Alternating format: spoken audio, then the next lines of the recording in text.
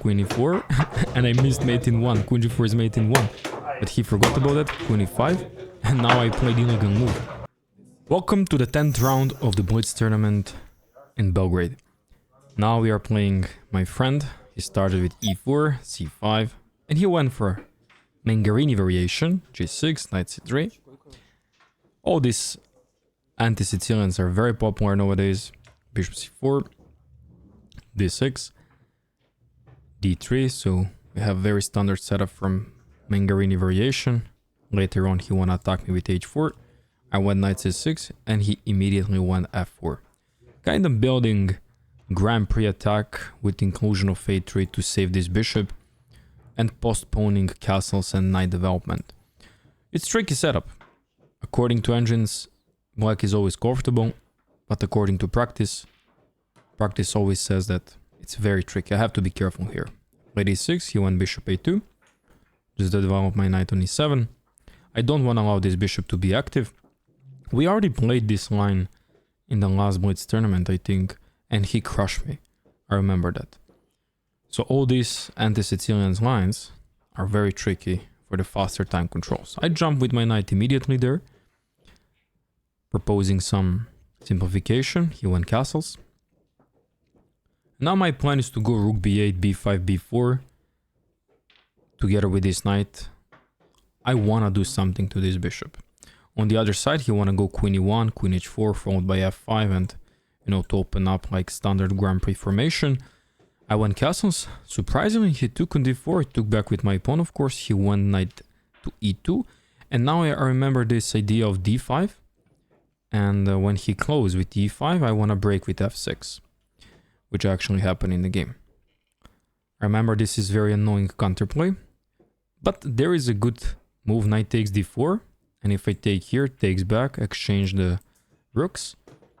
And after bishop takes e5, just to play back knight f3. According to engine, this is good for white, just because this pawn here feels bad and I cannot push because d5 is hanging. So he decided to take here, but instead I should go for queen b6 instead of going f6. But he took, which is good for me, and now took back with bishop. So now, out of the game, he went c3. This actually suits me because I'm eliminating my double pawns and creating the weakness on c3. So now this is good position for black. I went b6 just because I wanna, in future, maybe put my bishop on these diagonals. So I'm very happy with my setup now.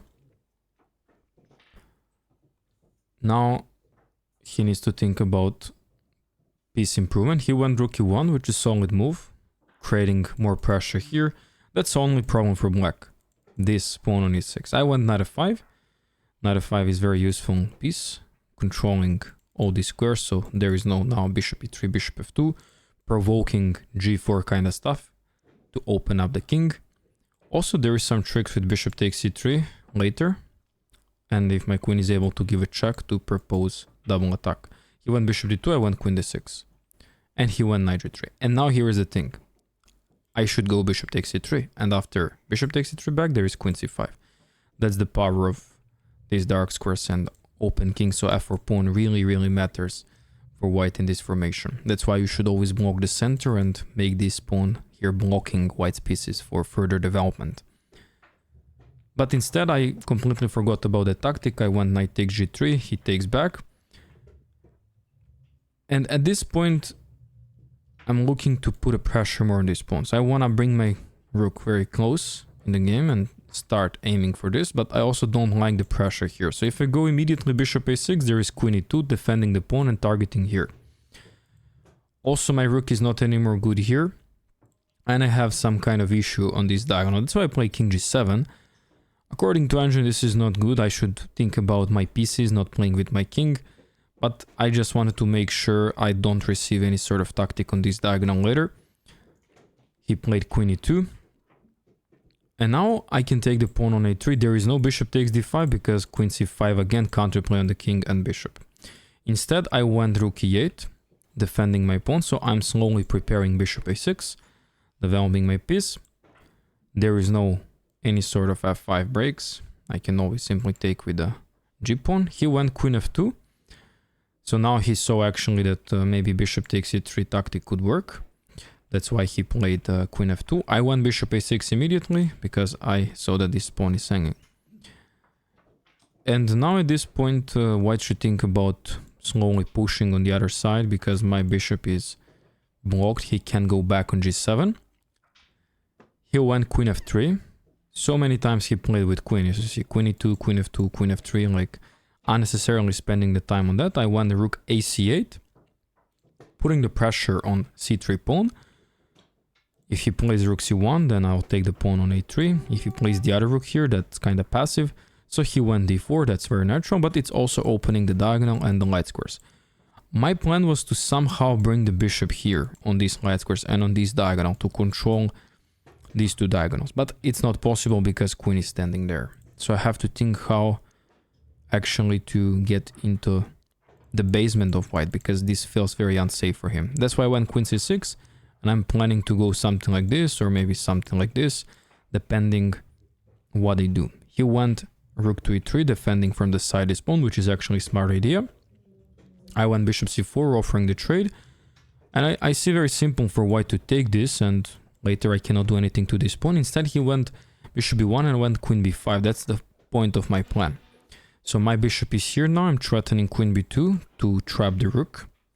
So he needs to move this bishop. I saw bishop c2, and on queen to b2 I saw rook c1, but he went bishop d3.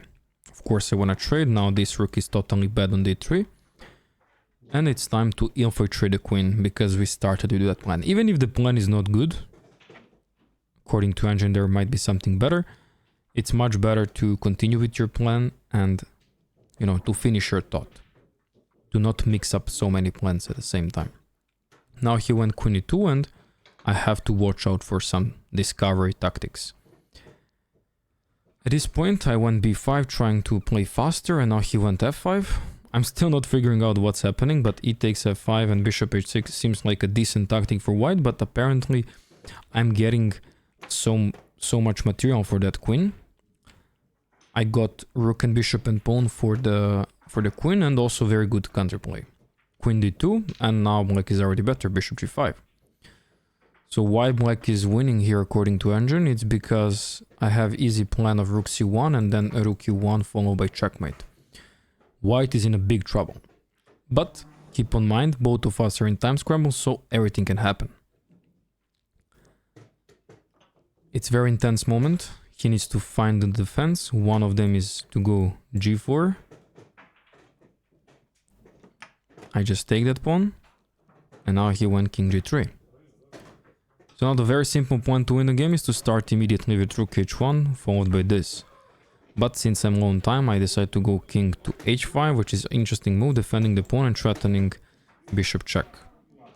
He went queen f7, and I have no idea of check if he comes back to go here, but he can go there on h2. So I started firstly with rook e7, just to not blunder this. And my rook. So he took on d5. 8 seconds on clock. Played rook e1. Now it's kinda equal for some reason. I don't know the purpose why is it equal. Queen f7, threatening on h7. Now I'm getting better. I played h6. He went queen d5 back. I went a6. 5 seconds on clock. He went queen c5, keeping the pin. I went rook f1. He went queen d5 back. I went rook f5. Queen e4. And I missed mate in 1. Queen g4 is mate in 1. But he forgot about that. Queen e5. And now I played illegal move. I played bishop e4. That's really funny. This, usually it's not happening to me, but okay. Time scramble and I completely forgot that I'm pinned. So now he's calling the arbiter to come and solve our problem on the board. Unfortunately for him, I can't do anything with bishop, so I need to play with some other piece. And while he was calling the arbiter, I already saw the winning plan here, that's why I'm smiling. It's actually very easy. You would like to go rook e1, kick the queen out of the way, and they have to keep and maintain the pin. Then you want to go rook h1, just to block the king of not going further. And then you want to occupy later f line with the other rook and just go later for the checkmate. Rook f5, you can kick the queen out of the way first, and then with the other rook go rook h5. That's another winning plan, because king is stuck. And look at this pawn formation here. So I played rook e1. He understood that queen has to stay on the 5th rank to maintain the pin on the bishop. He played queen d5. I went rook f5 to break the pin. That's my plan. And now pretty much wherever he moves, I can just finish my plan with a checkmate. He played queen d6 and now rook h1. And it's mate in 3. It's simply unstoppable bishop h4. There is nothing to stop this move. Rook is restricting this line, rook this line, and just the next move is bishop h4. And now he realizes that it's over. He can't stop it. Time advantage didn't help him to win the game, even though he has a queen, and now he resigned. So, very intense game. I'm happy with the result, and now I'm explaining to him that he missed the mate in 1, and he can't believe that. So he's kind of mad. But on the other side, you can't blame time scramble. Both of us were in that situation, and yeah, that's blitz chess. You should just be relaxed, you know? I was very relaxed during this blitz tournament, even though I lost 3 in a row. And started good, then in the middle I performed poor, and now I'm coming back with 3 wins in a row. I'll see you in the next round.